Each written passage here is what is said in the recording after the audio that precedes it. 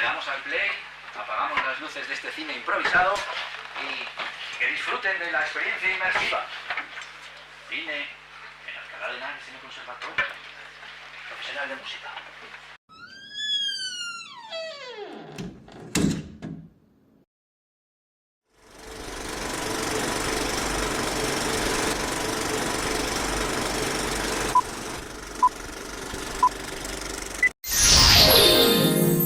Somos Little Cello Masters.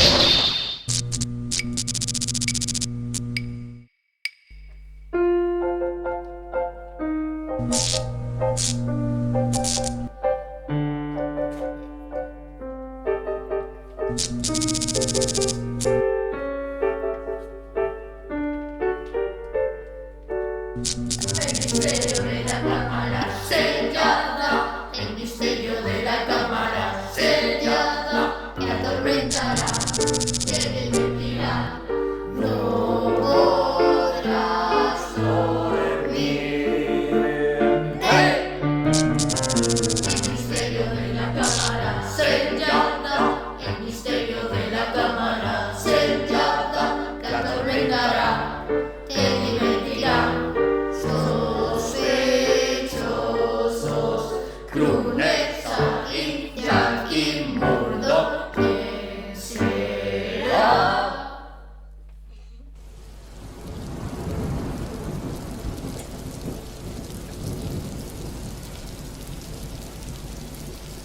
Jack Holmes y el misterio de la cámara sellada.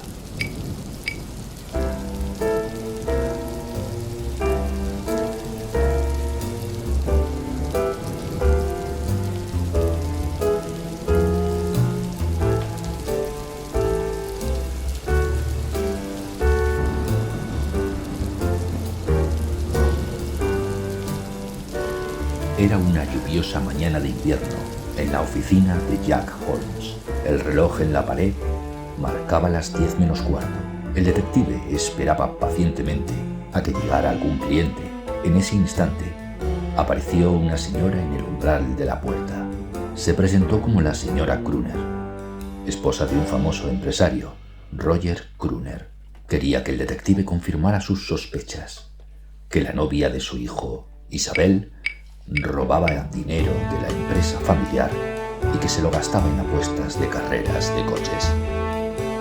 La señora Crooner y Jack Holmes se dirigieron a la casa de la mujer para hablarlo con más detalle con su esposo. Al llegar a la casa, el hijo de la señora Crooner, el mayordomo de Isabel, la recibieron con una cálida bienvenida. También bajó a saludarla el anciano padre de Roger. La mujer preguntó por su marido. El mayordomo contestó que la última vez que lo vio estaba en el cuarto de estudio. Los tres subieron las escaleras y llamaron a la puerta. Dentro de la habitación sonaba un misterioso vals. La puerta estaba cerrada con llave. La mujer cogió su llavero y la abrió. El señor Roger aparentaba estar dormido, con el codo apoyado en la mesa, sujetando su cara, y sentado en su silla. Su mujer fue a despertarle, mientras Jack se volvió para apagar el reproductor de música. Algo llamó la atención de Jack. ¡En el cuello! ¡Un punto rojo! ¡Podría ser! Pero cuando la mujer tocó al señor Roger, el pobre cayó redondo al suelo. Estaba muerto. Los labios de la víctima estaban púrpuras. Algo llamó la atención de Jack. No tardó en llegar la inspectora Sanz y todo su cuerpo policial.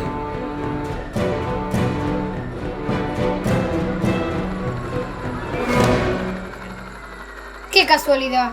El famoso detective de la escena del crimen. Justo tenías que ser tú, Holmes. Bueno, señor detective, ¿tenemos indicios de que sea un asesinato? Así es, querida inspectora. Ese cadáver está mirando fijamente. Hay un pequeño punto rojo en el cuello. ¿Me sigue, inspectora?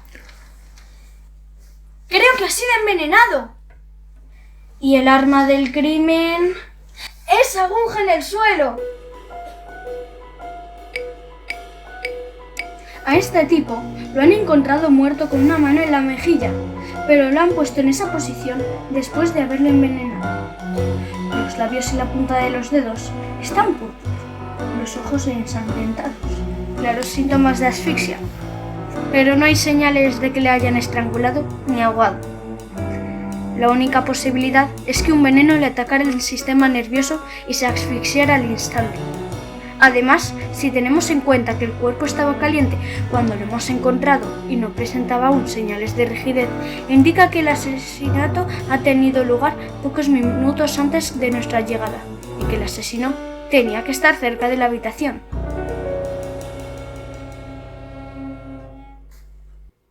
Están cerradas, así que el asesino no pudo haber entrado ni salido por ahí. Por lo tanto, la única forma de entrar es por la puerta, no hay duda. Una de ustedes hizo una copia de la llave, entró y mató al señor Ruger. Señor Gruner, hay varias llaves de esta habitación. ¿Me equivoco? Sí, así es. Una la tenía yo y la otra mi marido. ¿Qué pasa? ¿Qué está pasando aquí? ¿Es que no lo entiende? Esto es un crimen imposible. Una llave la tenía el señor Gruner y la otra su mujer. Esto es una cámara sellada.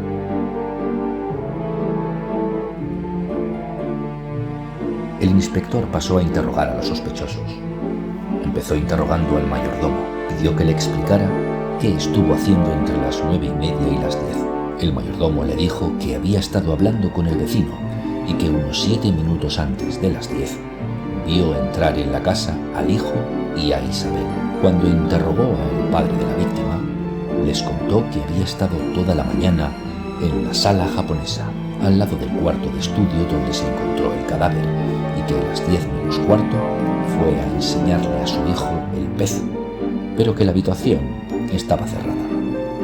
Pudo oír el mismo vals que escuchó con el detective al abrir la puerta. Por su parte, el hijo explicó que al llegar fue a ver a su padre, pero que tampoco pudo verle porque la puerta estaba cerrada. Señor Gruner, usted salió a las 9:15, ¿verdad? Tiene usted razón. Volví a las 10 en punto para tratar algo con mi marido y Holmes. Un vals. No era el tipo de música que a Roger le gustaba escuchar. Señora Gruner, qué guapo estaba usted con su marido. Claro, es que es de hace 20 años. ¿Eso es? Ya sé cómo consiguió el asesino entrar en la cámara sellada y quién cometió el crimen. Os enseñaré las pruebas.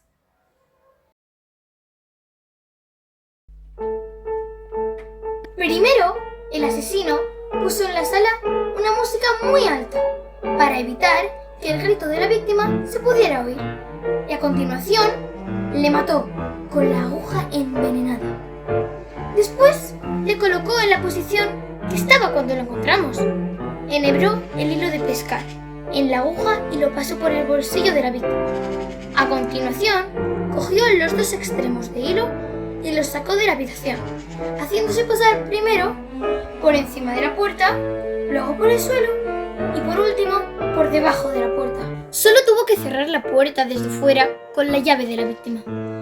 Ahora viene lo más complicado. Pegó el llavero a un extremo del hilo, con un poco de celo. Tirando del extremo contrario, el llavero pasaría por debajo de la puerta. Iría a meterse en el bolsillo de la víctima. Una vez dentro, con un tirón, el hilo se desprende del llavero y únicamente queda tirar de él para recuperarlo. De esta forma, no hay pruebas.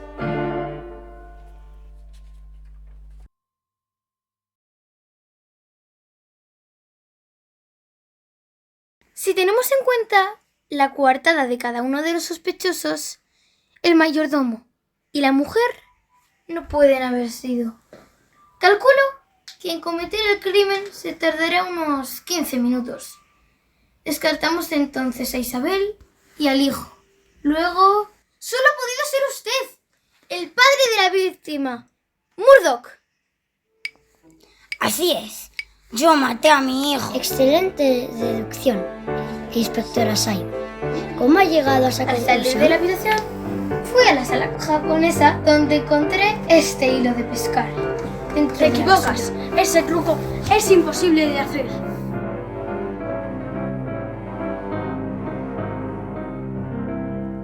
El abuelo Murdoch no mató a su hijo. ¿Y por qué tus deducciones no coinciden con las mías? Además, Murdoch lo ha reconocido.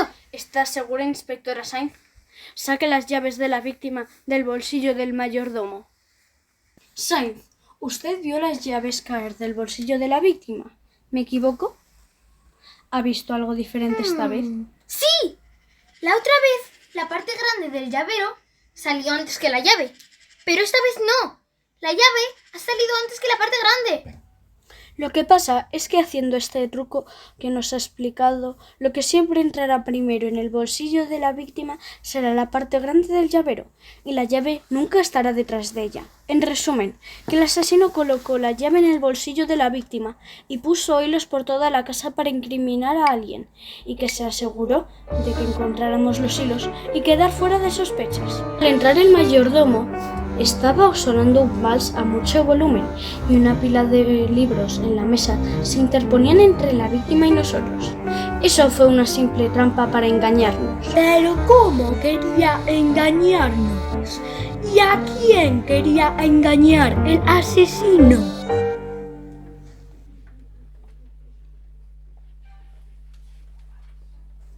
Pues a mí y a todos los que había en la sala en ese momento, excepto a la señora Kruner, ya que usted, señora, es la asesina. ¡Eso es imposible!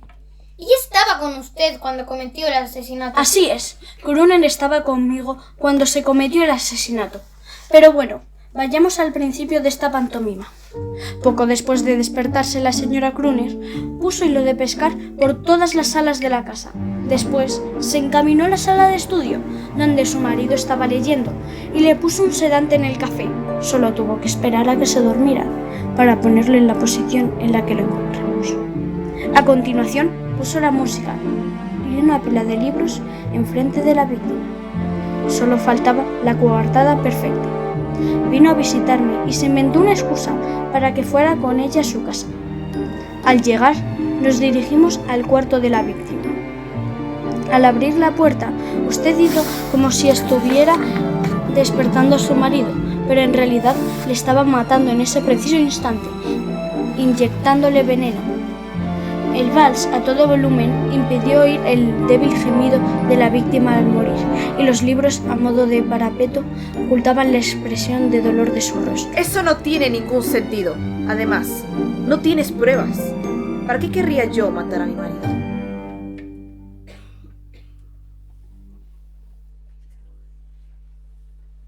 Respuesta incorrecta, señora. Sí que tengo pruebas. Y además, siguen en esta habitación. Cuando usted mató a su marido delante de mí, si hubiera tenido que sacar la aguja de alguna parte, yo la habría notado, pero la guardó en un sitio muy accesible que tenía en la mano. La llevaba en su llavero, señora Kruner. ¿Sería tan amable de enseñarnos el interior de su llavero? Si la señora Kruner es la asesina, ¿por qué Murdoch dijo que era el asesino? Seguramente ha estado siguiéndole el juego a Kruner a propósito, pero no tengo idea alguna del motivo. Pero, ¿por qué la señora Kruner querría matar a su marido? Si la intuición no me falla, la respuesta está probablemente en esta fotografía. Una fotografía de la señora Kruner con su marido, cuando era más joven. Pero, ¿no le recuerda a otra persona? ¿A Isabel? Sí, es igual. Solo con el pelo de diferente color. Pues claro que somos iguales. Isabel es mi hija, pero no es hija de Roger. Es hija de mi primer marido.